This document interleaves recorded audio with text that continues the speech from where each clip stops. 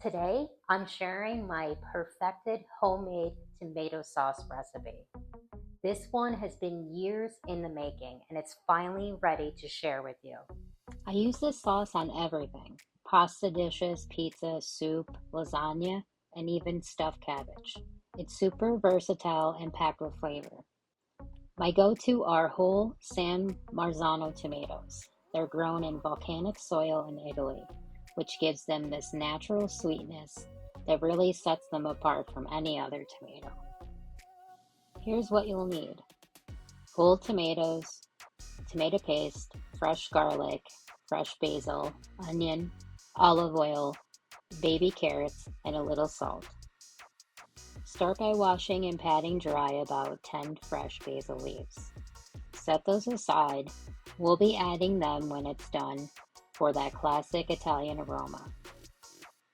Next, in a food processor, combine olive oil, a few cloves of garlic, half an onion, and 8 small carrots. Blend it until it's nice and smooth.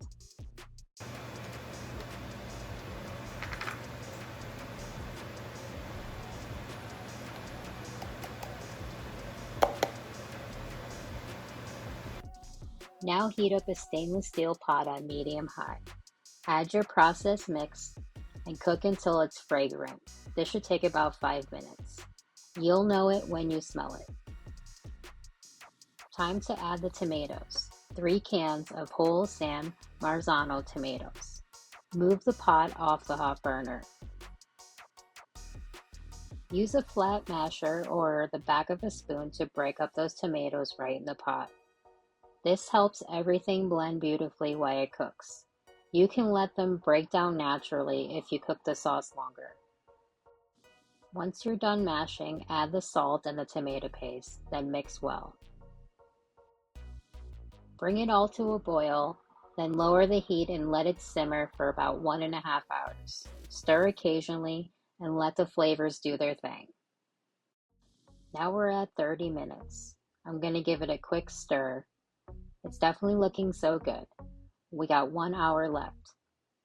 The sauce is now done cooking. Remove the pot from the hot burner and let it cool down with the lid off for about 15 minutes before you portion it. Once it's cooled, add the basil leaves to an empty pints. Portion the sauce into the small pint containers and label them with the date. You can freeze them for up to 3 months. Of course, I had to cook up my favorite chickpea pasta to taste this batch. It's sweet, rich, and has super low acidity. Honestly, it blows jar sauce out of the water. If you enjoy this recipe, don't forget to give the video a thumbs up and share it with your foodie friends. And hit that subscribe button for more delicious coming your way. You can grab the full printable recipe over on my website, and most of the ingredients and the tools I use are linked in the description below. And we'll see you next time.